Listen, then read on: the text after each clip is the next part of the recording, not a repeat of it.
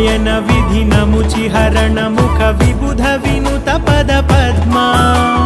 जलज नयन विधि नमुचि हरण मुख विबुध विनुत पद पद्मा विबुध विनुत पद पद्मा मम तापम पाकुरु देवा